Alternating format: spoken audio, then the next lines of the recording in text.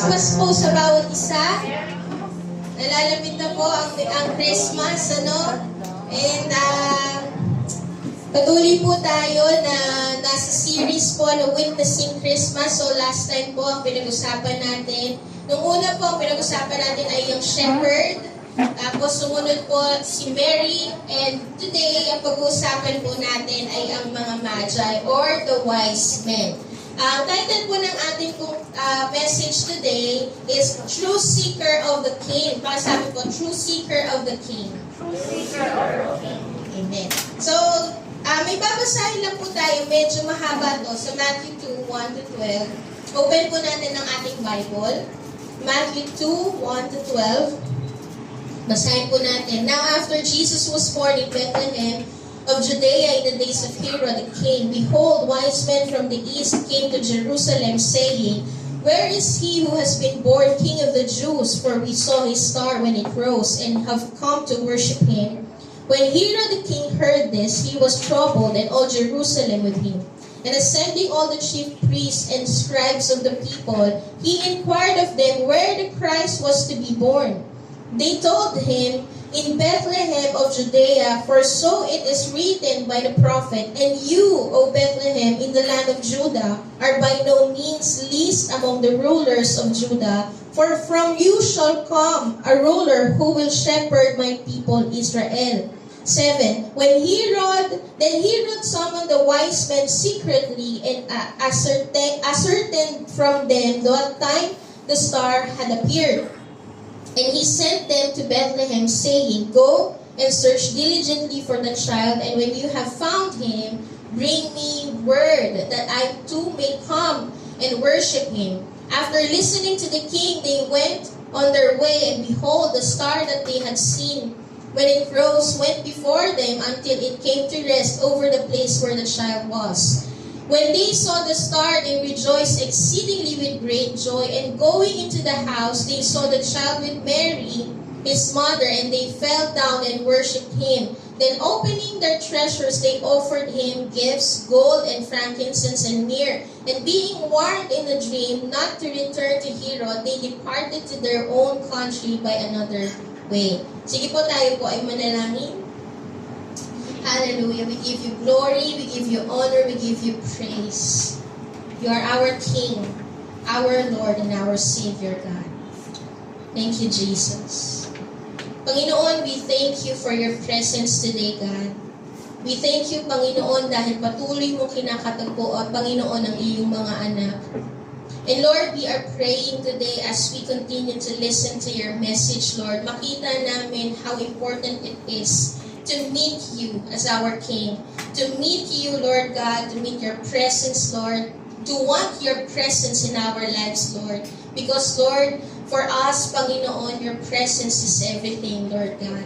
And Lord, we are praying today, patuloy, Panginoon, na ang banal na Espiritu ay mangusap sa buhay ng bawat isa. Alisin mo, Panginoon, ang lahat ng mga hadlang, O Diyos, all the things that disturb our peace, all the things that disturb our mind, Panginoon, all the distractions, Lord God, alisin mo ito, Panginoon, and help us to seek you with all our hearts, Lord. Help us to set our minds and our hearts, Panginoon, sa kung ano ang bagay na ipapahayag mo sa amin ngayong umagang ito. At dalangin namin, Panginoon, na patuloy that it will touch us, Panginoon. Your message, your revelation will continue to touch our hearts, all of us, Panginoon, of all of our beings, Lord God, will be touched by your revelation, Panginoon. And we are praying, Father God, today, dalangin namin, Panginoon, as we listen to your message, patuloy, Panginoon, na maglagay ito, Panginoon, sa aming puso ng pagiging matindi, Lord, ng katindihan, Panginoon, na makipagmiig sa inyo, Panginoon, na makatagpo ka, Panginoon, to be in your presence, to soak in your presence, and to be immersed in your spirit, Lord God. Lord, we thank you. And we pray, Father God, that all of the revelation, Panginoon, na ibibigay mo sa amin will be planted in our spirit today, Panginoon, because our spirit is ready to receive that revelation, Panginoon. Maraming salamat po, and we are praying for breakthrough today, Lord God, in Jesus' name. Amen. So, Title po ng ating pong message, ng mensahe po ng Panginoon is The True Seeker of the King. Pakisabi po ulit, True Seeker of the King. So pag sinabi po nating seeking, ano nga ba yung ibig sabihin ng seek God? To seek God. Pag sinabi po natin to seek God, ibig pong sabihin nito is meron kang earnest sa iyong puso to pursue a relationship with Him. May matinding pagnanais sa iyo, may matinding kagustuhan sa buhay mo na magkaroon ng relasyon sa Panginoon. You have an intense desire to know Him deeply. Yun po yung pag sinabi na we need to seek God. We are seeking God. You have that intense desire to have a deeper intimacy with the Lord. Yun po yung ibig sabihin to seek God, that there is a wholehearted pursuit of Jesus. Okay? Yun po yung sinasabi na seeking God. Sabi po sa Jeremiah 29:13, you will seek me and find me when you seek me with all your heart. May buong-buo sa'yo ang pagnanais na makita, makatagpo, lumalim ang iyong relasyon sa Panginoon. You have a wholehearted pursuit of Jesus Christ. So doon po sa buhay po ng mga Magi, o sa buhay po ng mga wise men, makikita po natin kung ano nga ba yung itsura or ano ba yung picture ng talagang nagsisik sa Panginoon. Makikita po natin doon sa passage na binasa natin who really are the true seeker of the King. Okay? And makikita rin po natin today, are you a true seeker of the King? Okay? Sino po dito handa nang makita kung true seeker nga ba siya? Pakitignan po yung katabi kung true seeker nga ba siya ng hari ng mga hari. The true seeker of the King. Okay? So are we excited po? Then, so unang-una po, a true seeker delight to encounter the King. Pag sinabi mong encounter, yun po yung pagdanais na makatagpo. Magdanais na makatagpo siya face to face. Makita siya talaga, maranasan siya when we say encounter. We want to experience Him personally. Hindi po siya yung parang, narinig ko kasi kay Ate Janine mabuti ang Panginoon. Narinig ko lang. Kaya nalaman ko. Pero, iba yung narinig sa naranasan. Kasi pag naranasan, totoo sa'yo yung sinasabi mo na mabuti ang Diyos. Naintindihan po? So, pag sinabi natin delight, true seeker, you have that delight to encounter the King. You have the desire to experience Him personally. Matthew 2:1-6, basahin po natin ulit sa Matthew 2:1-6. Now after Jesus was born in Bethlehem of Judea in the days of Herod the king, behold, wise men from the east came to Jerusalem, saying, where is he who has been born King of the Jews? For we saw his star when it rose, and have come to worship him. Ang mga Magi po ay talagang pumunta para magpuri sa hari ng mga Hudyo. When Herod the king heard this, he was troubled, and Jerusalem with him, and assembling all the chief priests and scribes of the people, he inquired of them where the Christ was to be born. They told him, in Bethlehem of Judea, for so it is written by the prophet.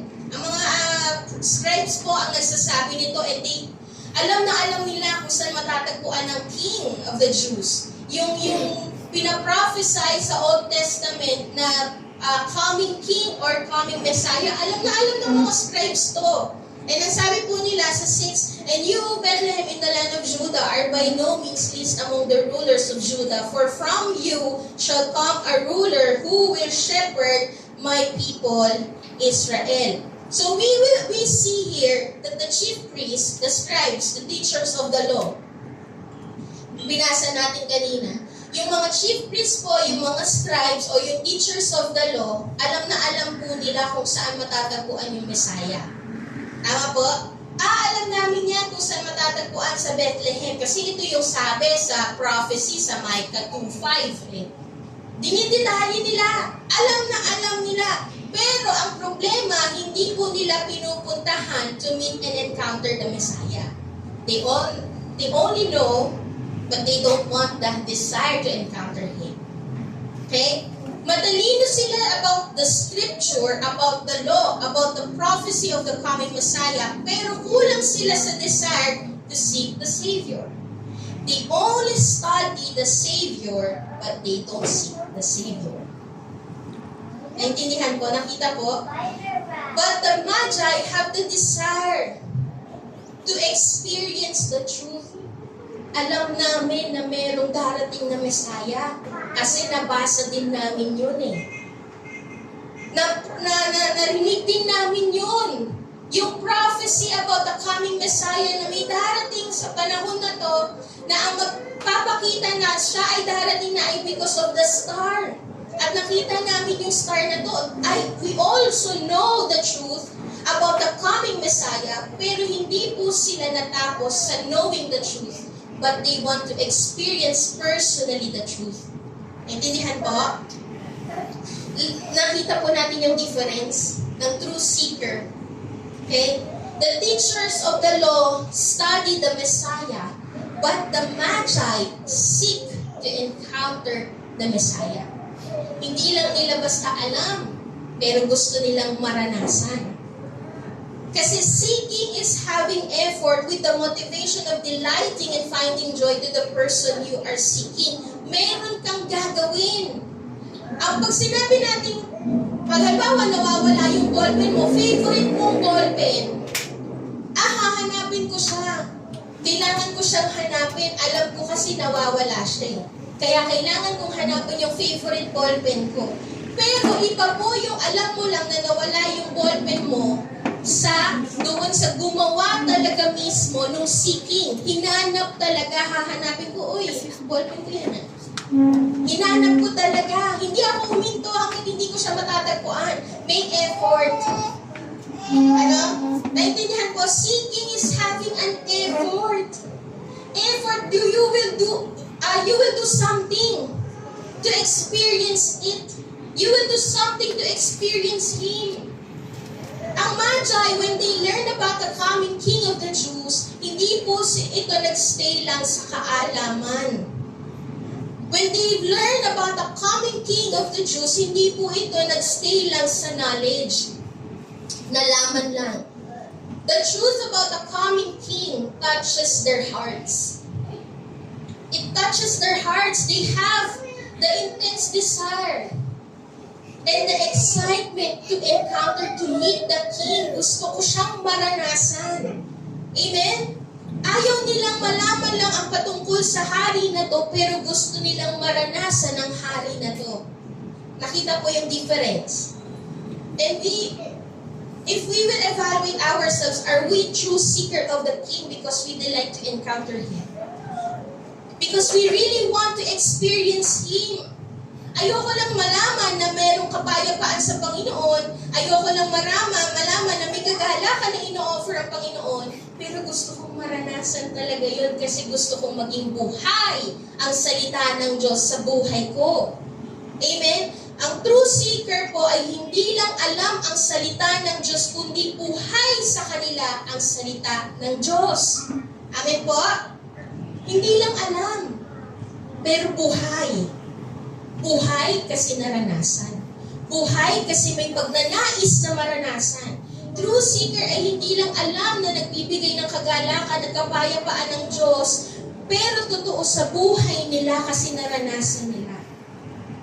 Ang true seeker po, they don't just want information.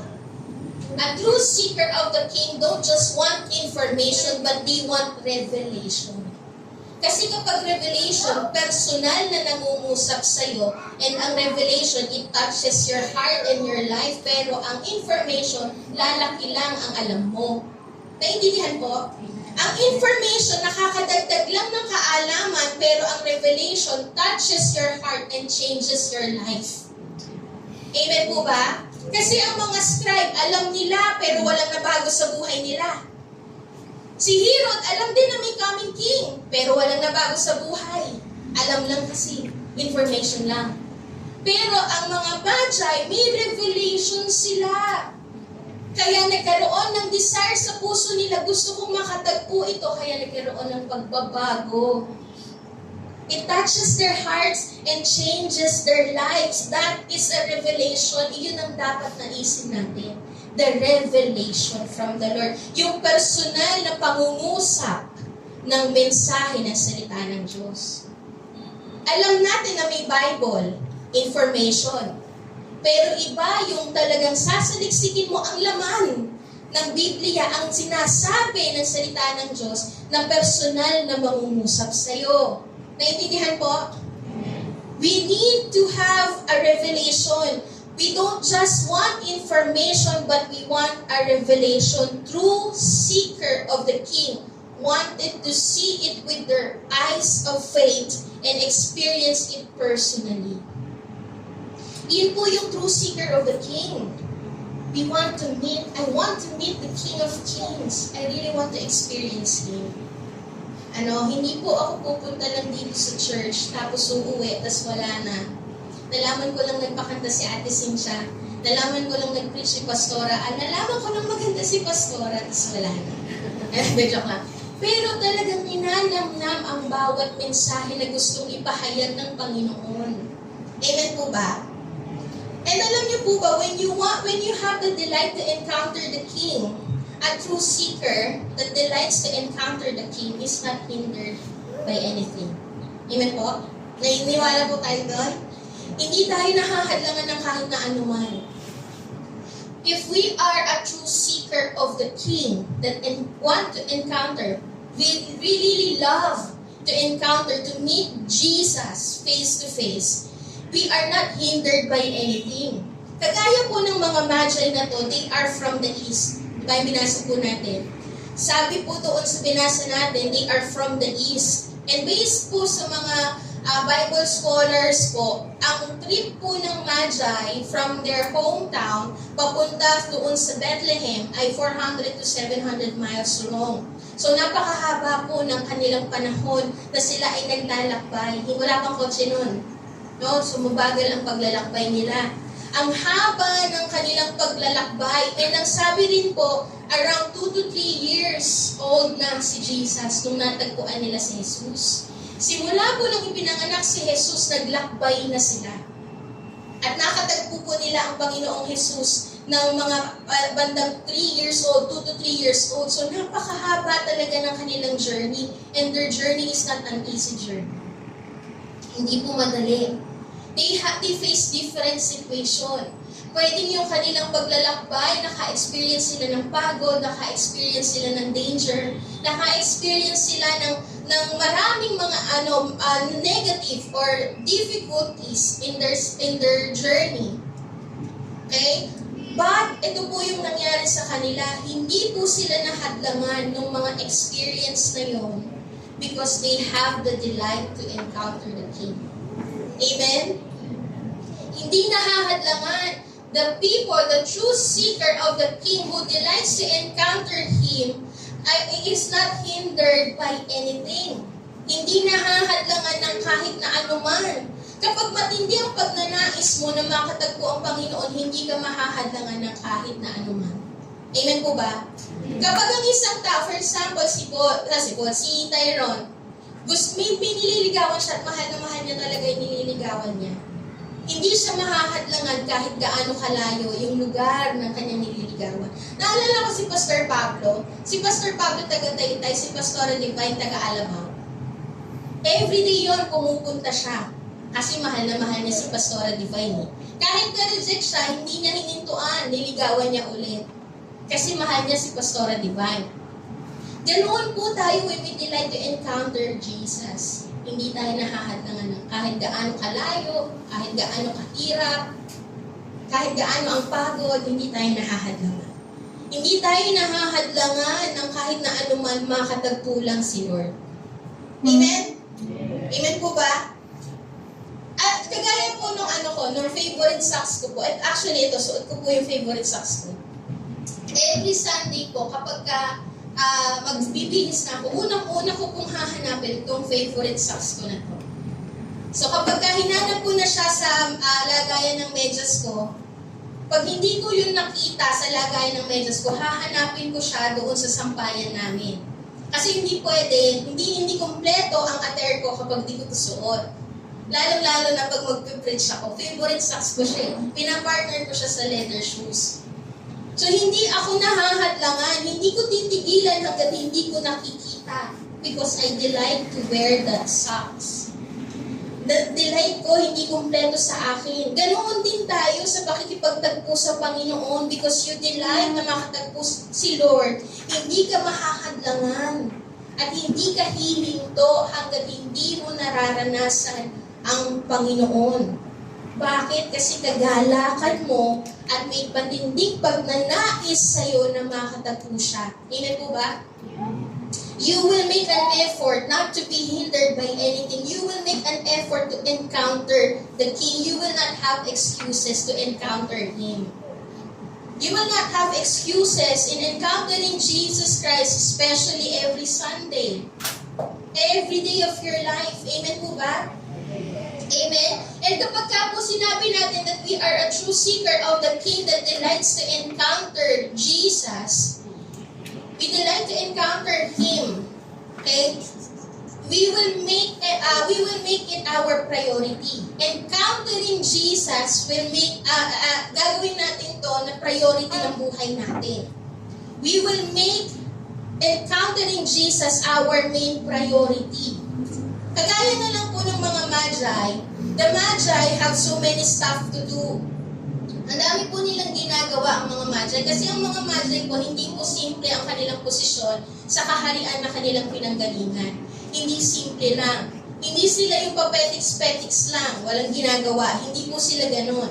Sila po ay galing sa part ng Babylon. And ang trabaho po ng mga Magi na to o yung mga wise men na to ay parang kagaya ni na Daniel na kilala niyo po si Daniel, kapitbahay namin. Si Daniel po sa Old Testament, si Daniel, si Shadrach, Meshach, Abednego, kilala niyo po sila. So, sinabi po doon sa Book of Daniel kung ano yung kanilang ginagawa. And ito pong mga Magi na to ay like Daniel. They are like Daniel. They are considered as wise men doon sa kanilang kaharian. At ito pong mga wise men na to, sila po ay advisor ng king. They are the advisor of the king at marami po silang ginagawa sa kaharian po na pinanggalingan nila. Okay? So, hindi po simple at pipitsugin itong mga Magi na to. Hindi po sila tambay. Hindi sila yung parang walang ginagawa. Meron silang ginagawa and they are busy with their stuff. With their work. They are busy. They have a high position. Okay? Pero ang nakita po natin dito nung nag-appear sa kanila yung star, the moment na nag-appear sa kanila yung star, they leave everything behind. Iniwan nila lahat. Hindi nila hinayaan na maging busy sila because they mas higit sa kanilang puso yung makatagpo ang Panginoon. Hindi nila hinayaan na mahadlangan sila ng kabisihan nila kasi they make encountering Jesus their priority. Mas naging higit sa kanilang puso ang makatagpo si Lord. Mas naging main priority nila, mas naging mataas sa kanila yung pagnanais na makatagpo ang Panginoon, ang hanghari ng mga Hudyo, because they know that what they have cannot be compared to the greatness and glory of what they are seeking. Yung meron sila, yung posisyon nila, yung mga ginagawa nila ay hindi kayang i-compare doon sa katindihan ng hari na kanilang pupuntahan. Okay? Kagaya na lang po ng sinabi ni Paul sa Philippians 3:8, ang sabi po ni Paul dito, "Indeed, I count everything as loss because of the surpassing worth of knowing Christ Jesus my Lord. For His sake, I have suffered the loss of all things and count them as rubbish in order that I may gain Christ." Si Paul po, ang dami po niyang naging achievement sa buhay, pero para sa kanya, ito ay basura compare sa pakikipagniig sa Panginoon, compare sa pakikipagkilala sa Panginoon. Mas higit ang pagnanais ko Masigit ang pagnanais ko na makatagpo ang Panginoon, makilala ang Panginoon, because nothing compared to the surpassing worth of knowing Jesus Christ, my Lord. Ganoon po yung naging puso nitong mga magi na to, kaya hindi sila nahadlangan even in their busiest times. Kahit sa mga kabisihan po nila, because they make encountering Jesus their priority. Kagaya sa buhay natin, if you see na masigit ang Panginoon sa ibang bagay, you will make encountering Jesus your priority. Amen po? Dahil nakita mo, masigit siya kaysa sa trabaho, masigit siya kaysa sa boyfriend mo or girlfriend mo, masigit siya sa kung ano man ang ginagawa mo.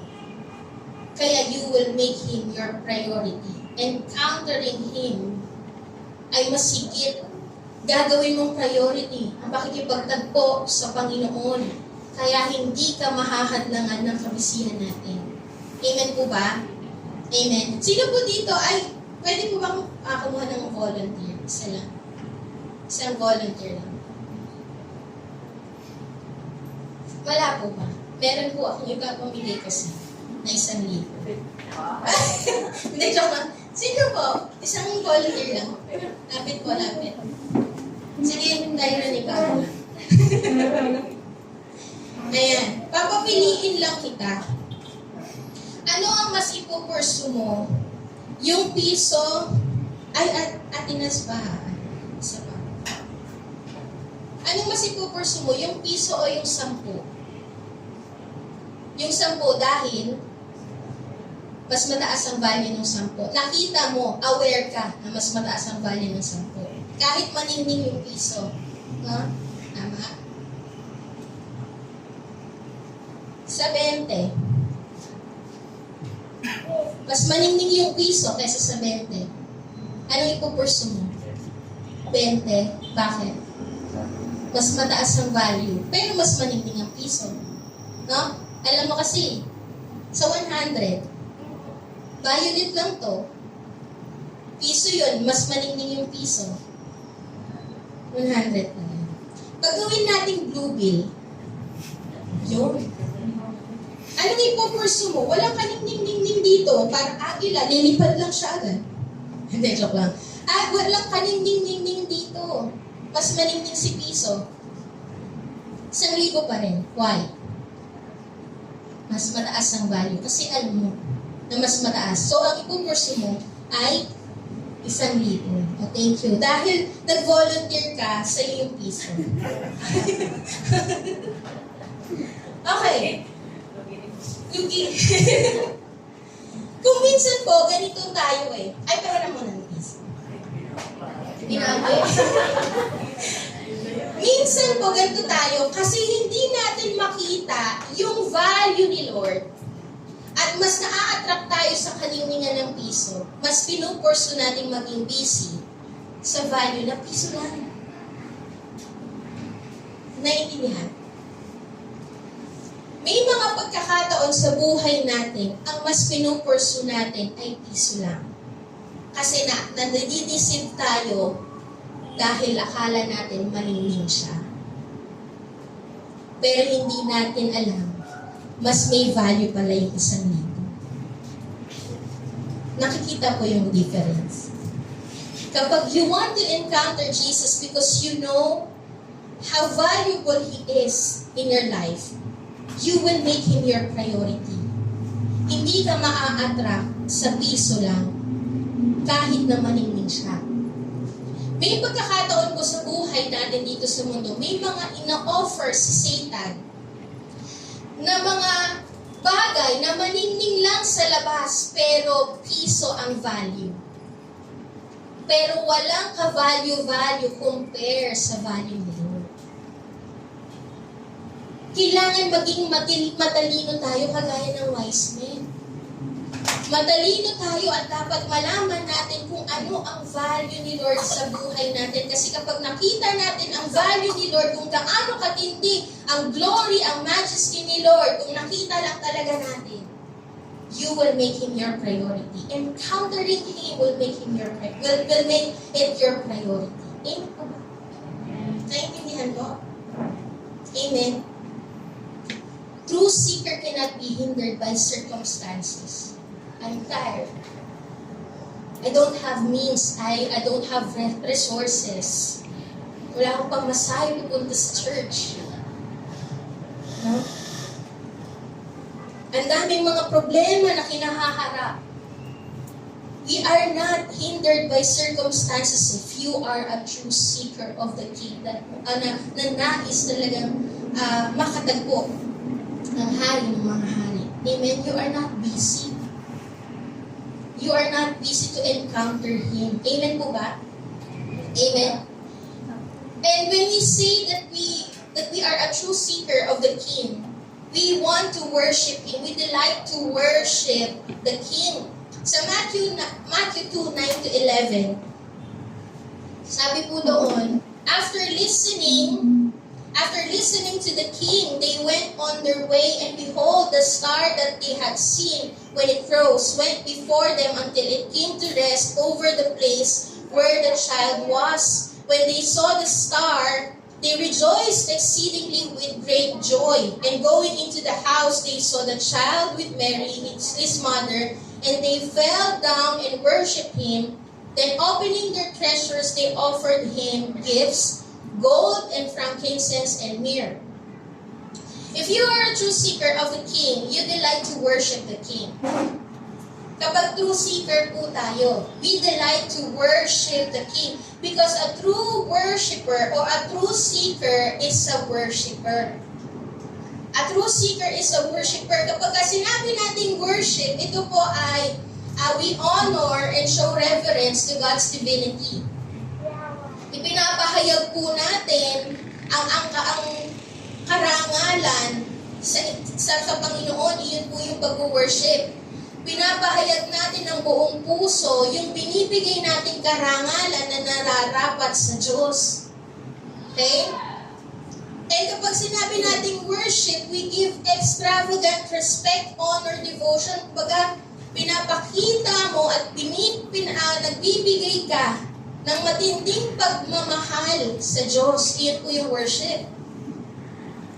Lahat-lahat sa iyo ay pinapakita mo na nagbibigay ka ng pagmamahal sa Diyos. And we are made to worship the King.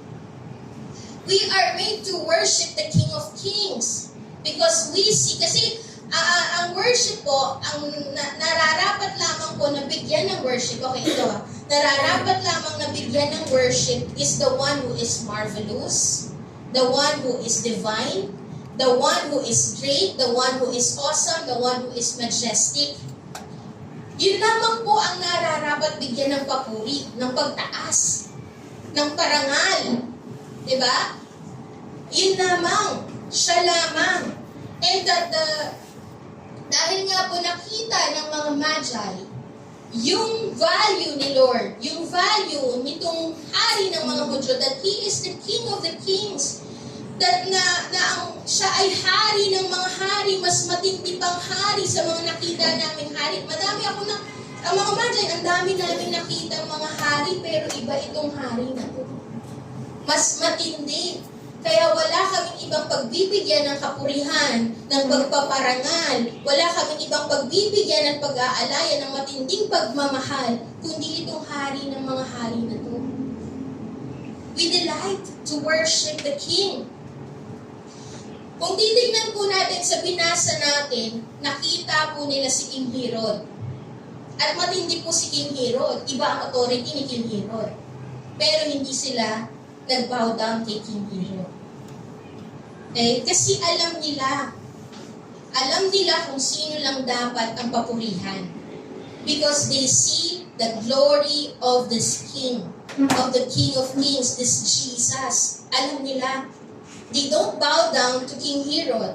And when they saw the star, yung star po na yun, hindi yung ordinary lang na star. Kamangha-mangha rin po yung star na yun. But they don't end up being amused and being amazed doon sa star. Kasi para sa kanila, mas higit itong King of the Star na to. Kaya dapat siya lang ang pag-alayan ng pagpupuri. Sabi po sa Matthew 2:2, saying, Where is he who has been born King of the Jews? For we saw his star when it rose and have come to worship him. Pumunta sila para purihin itong hari ng mga hari na to. Matthew 2:10-11. When they saw the star, they rejoiced exceedingly with great joy. And going into the house, they saw the child. They fell down and worshipped him. Kasi para sa kanila, walang ibang pwedeng alayan ng pagpupuri kundi itong hari lang ng mga hari.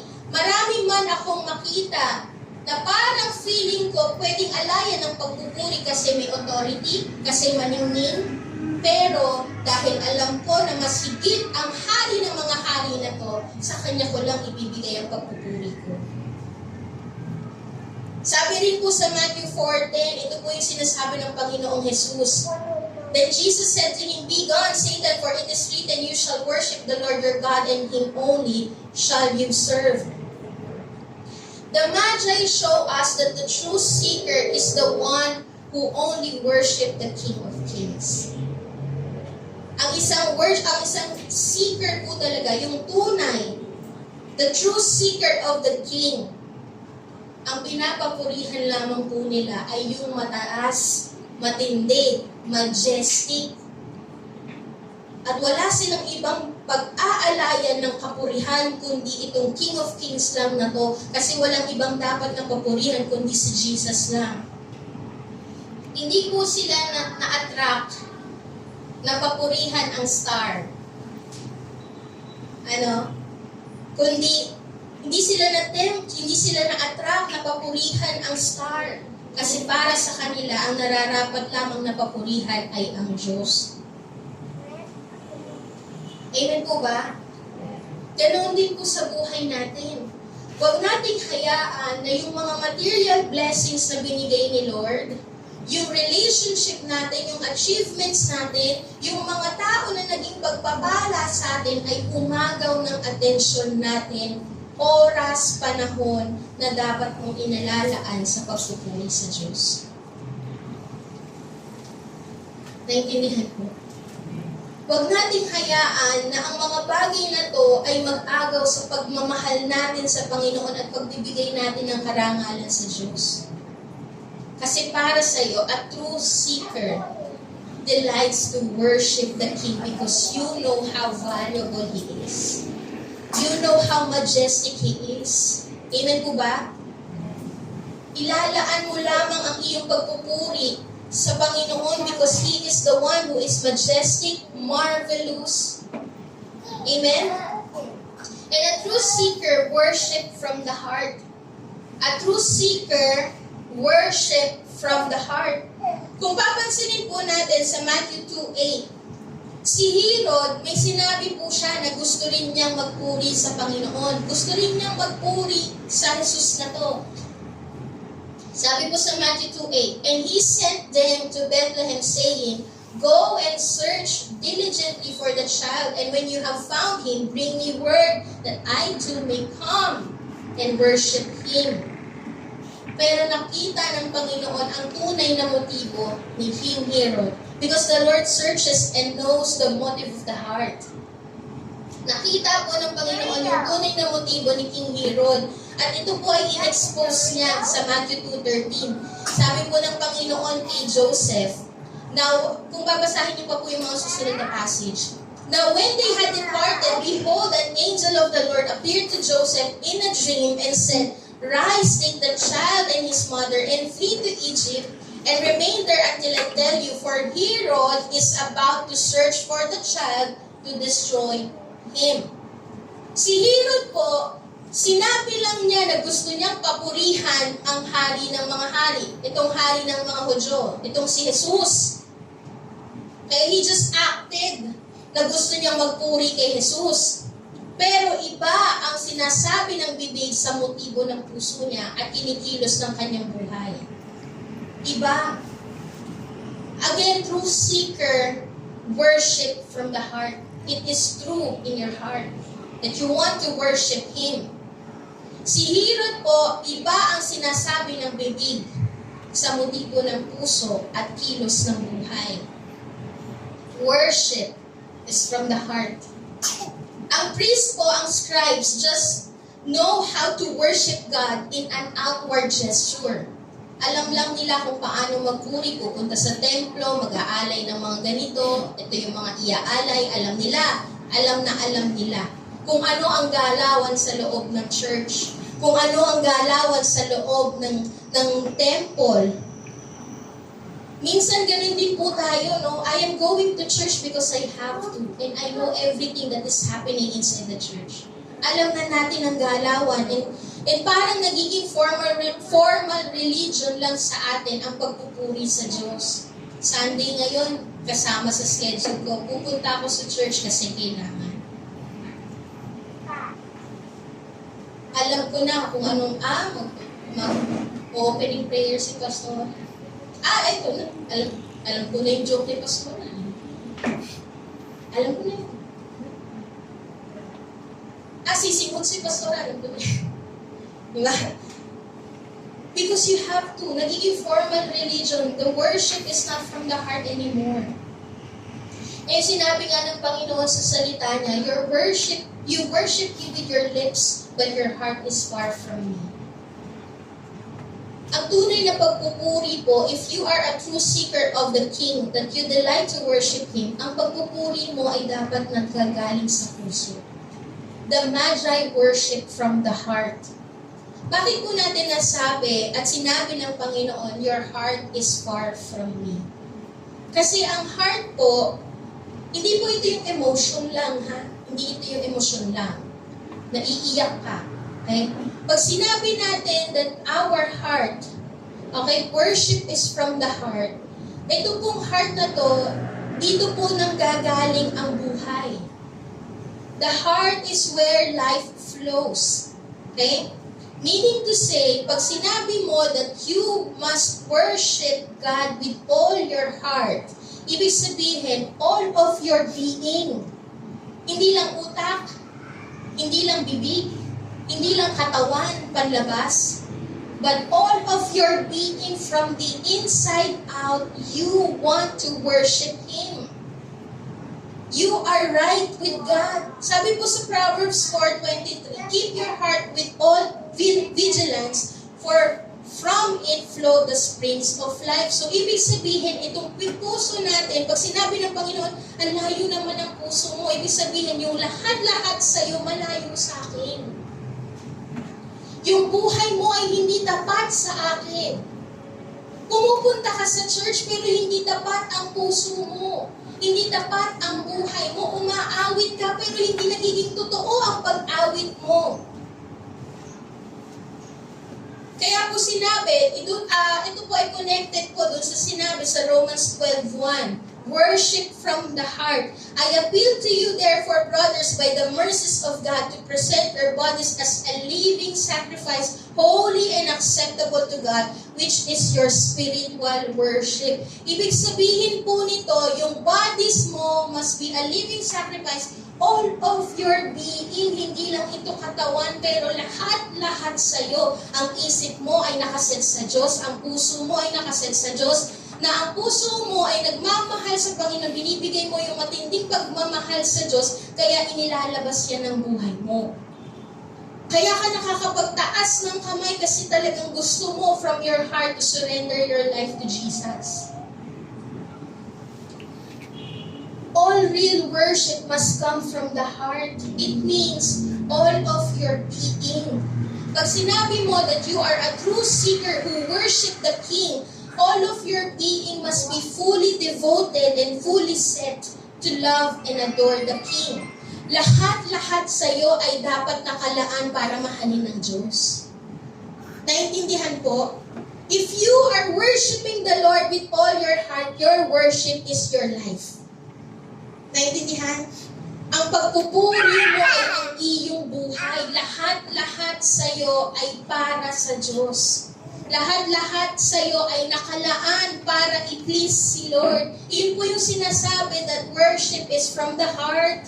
Lahat-lahat sa iyo ay para sa Diyos. Nakalaan ka para sa Diyos. Worship is your life. All of your being must show your love for God. All of your being must be an offering to live a life that is pleasing to God.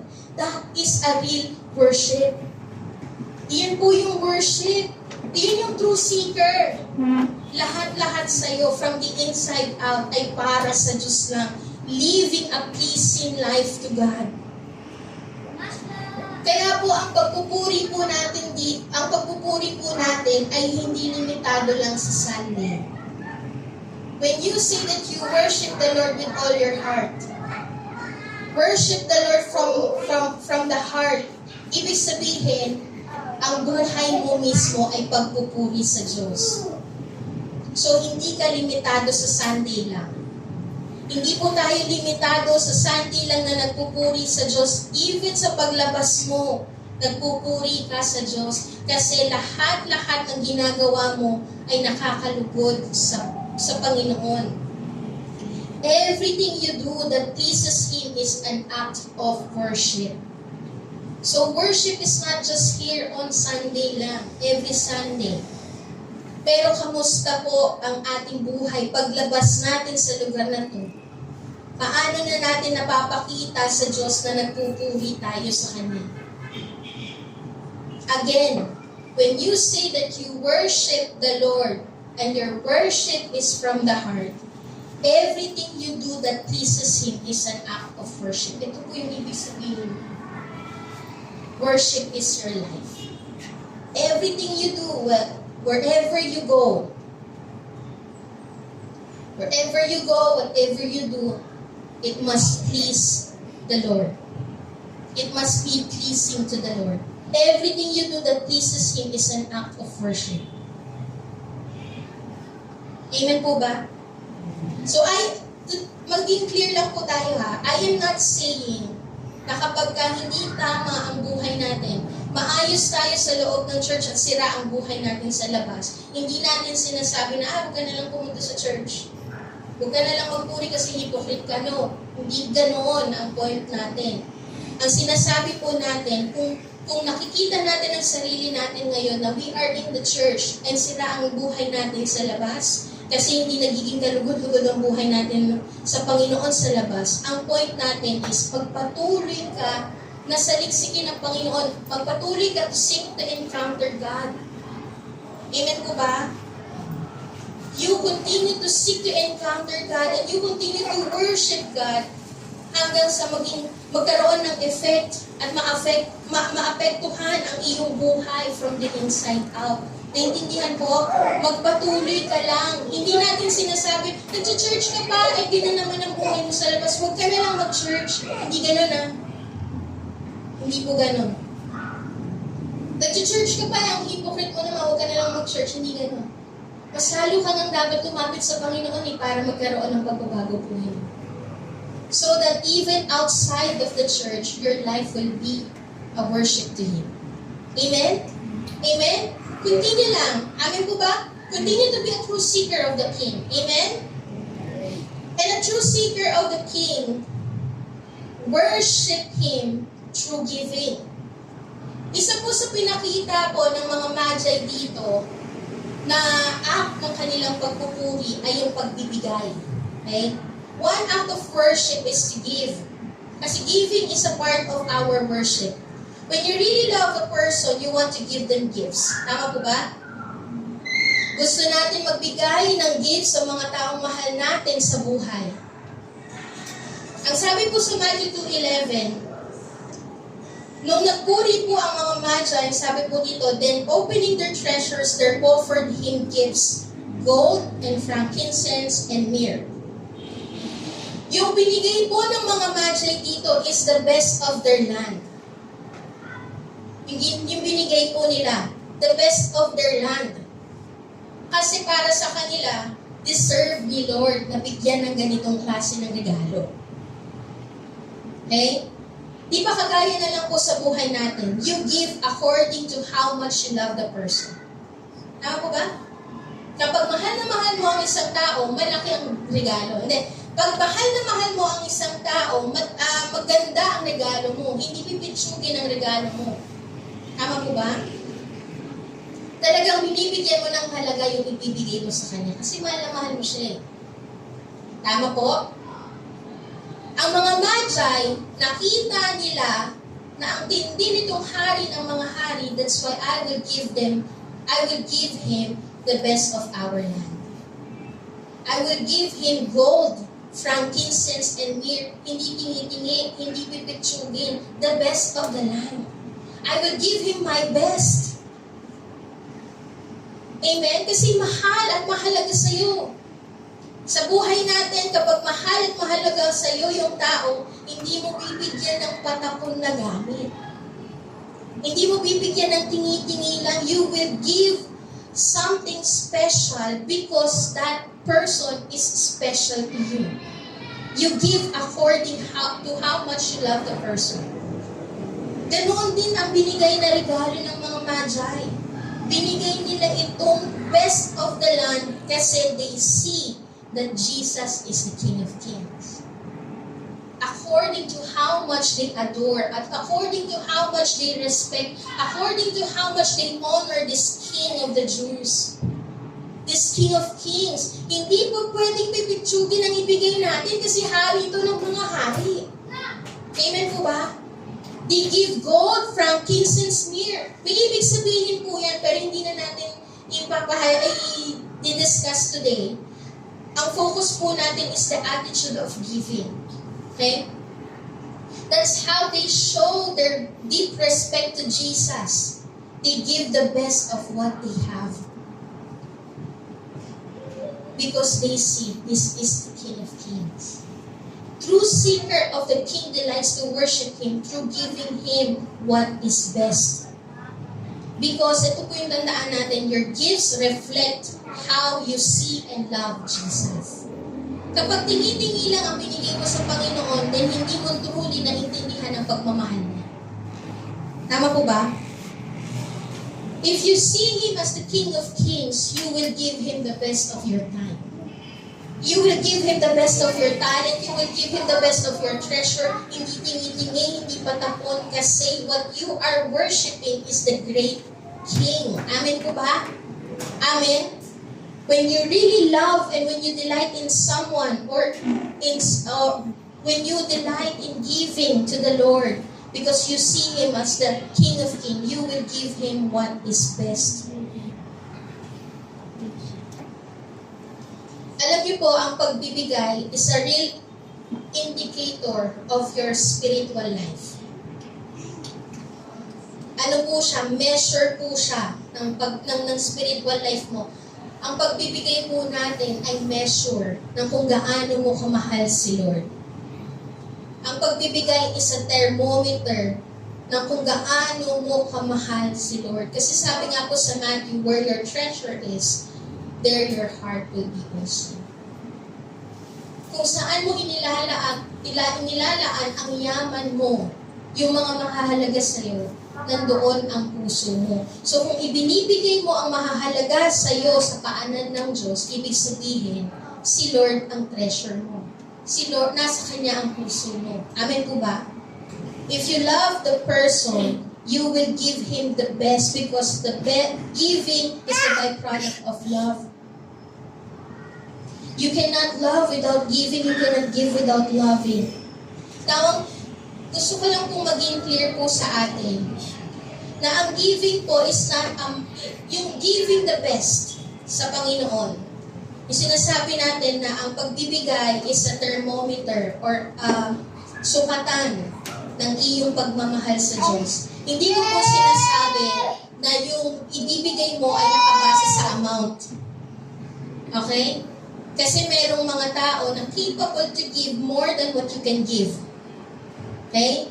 Hindi po tayo nakabase sa amount that you give. It is about how much you are willing to give God the best of what you have. Naiintindihan po? Hindi mo hahayaan na tingi-tingi ang binibigay sa Panginoon, but you will give God the best of what you have.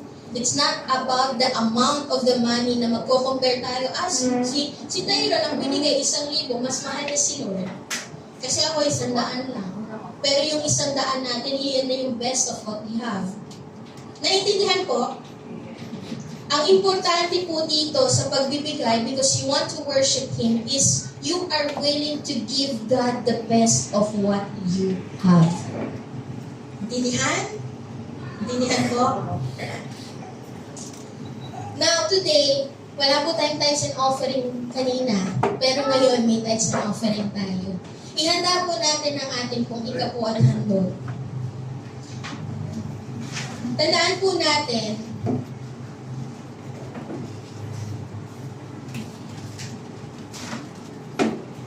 isa po sa pagpupuri natin sa Panginoon ay pagbibigay. Giving back to God what is rightfully His. And I am praying po today, giving to God out of love is not something that you have to do. No? And yung pagbibigay po natin sa Panginoon ng out of love ay hindi po yung parang dahil kailangan mo lang magbigay, kundi dahil mahal mong magbigay sa Diyos. Amen po ba? Giving to God, it must be out of love, not out of obligation, not out of requirements, but because out of you love to give. You want to give. Amen po ba? Sige po, ihanda po natin ang ating ikapuan handog at tayo po ay magbigay sa Panginoon bago po natin ituloy yung mensahe. Kung papansinin po natin ang mga magi, sila po ay lumapit sa Panginoon hindi para humingi. Not to ask, but to give. Okay? Naintindihan mo? Hindi po sila lumapit sa Panginoon because they want a reward. Because they want to ask something. Hindi masama to ask, seek, and knock. Because the Lord loves to answer our prayers. Pero if you will see the Magi, sila po ay pumunta sa Panginoon. Gusto nilang makatagpo ang Panginoon because they want to give for God. Kasi for them, ang reward po nila ay ang mismong presensya ng Diyos. Yes, the Lord rewards those who seek Him. And the main reward of the Lord is not the material things, but the presence of God alone. Para po sa mga Magi, His presence is more than the gold, frankincense, and myrrh. Kaya po, they love, they delight to worship, they delight to encounter the King kasi for them, meeting the King of Kings is more than enough. Meeting the King of Kings is more than enough or more than the gold, frankincense, and myrrh. And kung papansinin din po natin ang mga Magi, they delight to obey the Lord. They delight to obey the King. A true seeker delight to obey the King. Kung papansinin po natin sa Matthew 2:3, nung narinig po ni King Herod na narito na ang hari ng mga Hudyo, he was troubled. Na-trouble siya, hindi po siya nagkaroon ng kagalakan na ito na ang hari na magliligtas ng sangkatauhan. Pero he is disturbed kasi para sa kanya, ayaw niyang i-give up yung kanyang trono.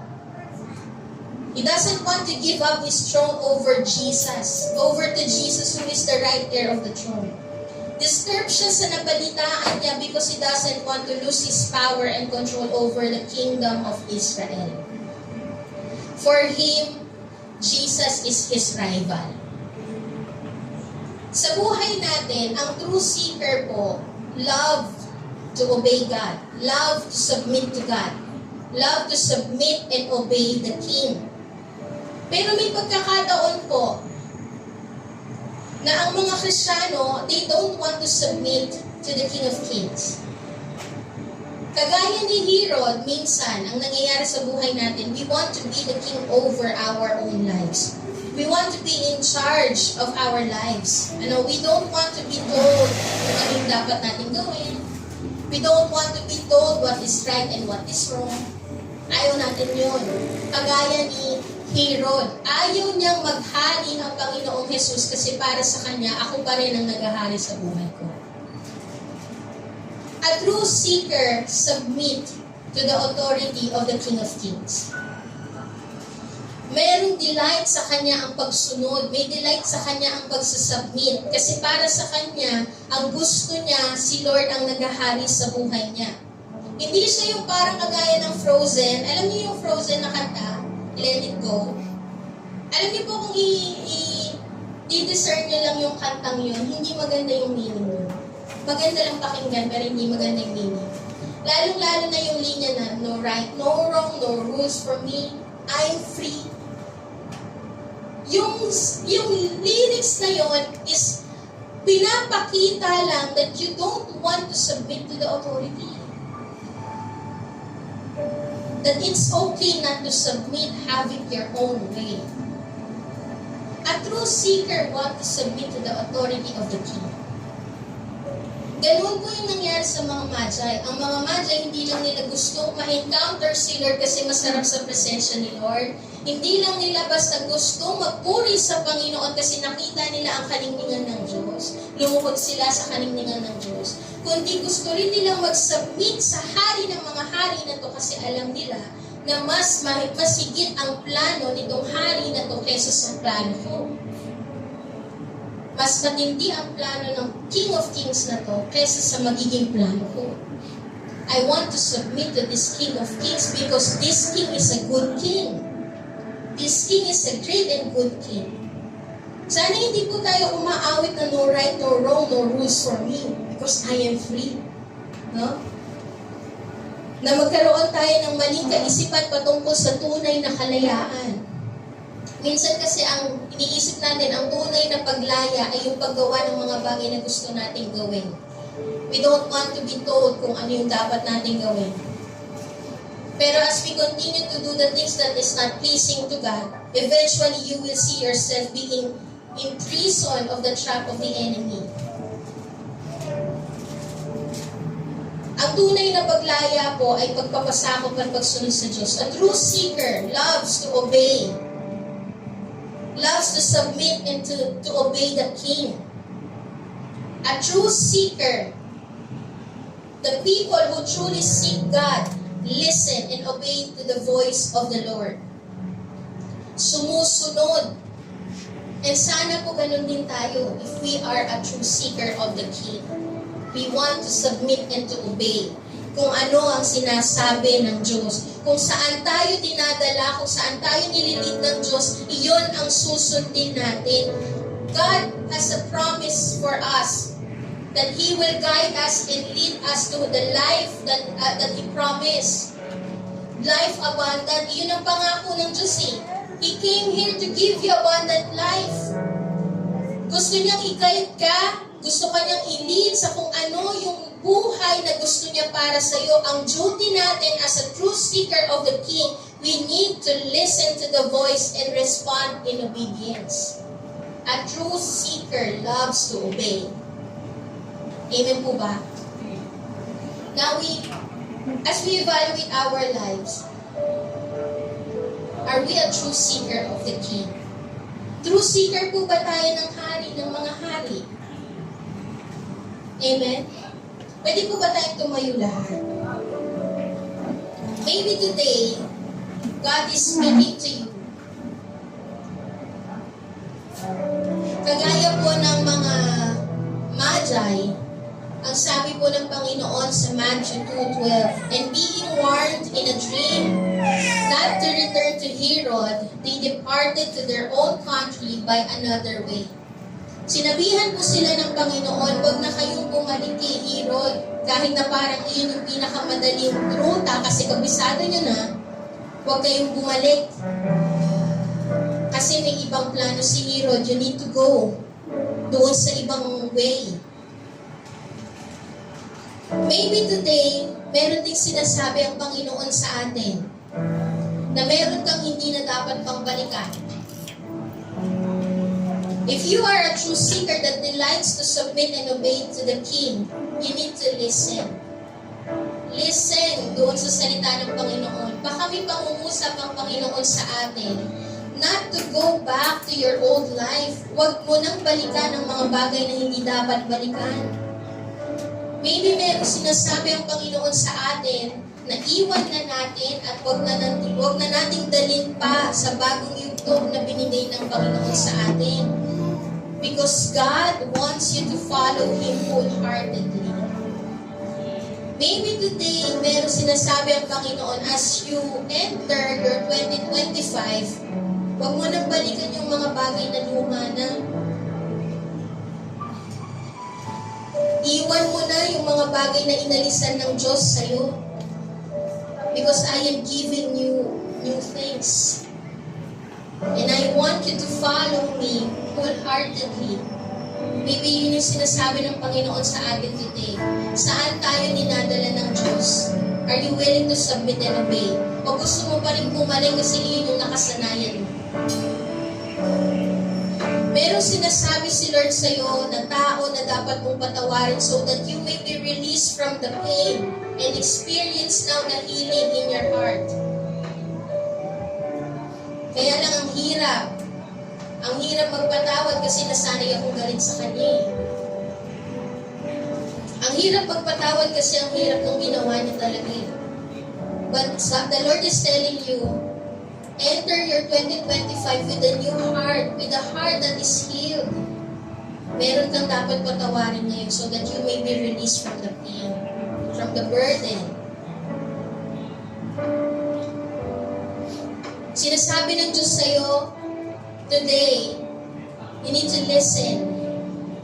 You need to listen to the voice of the Lord. Sinasabi ng Diyos sa'yo, hindi yan ang klase ng buhay na para sa'yo. Hindi iyan ang klase ng buhay na plano ko sa'yo. Kailangan mo na yung alisan. Hindi ka para dyan.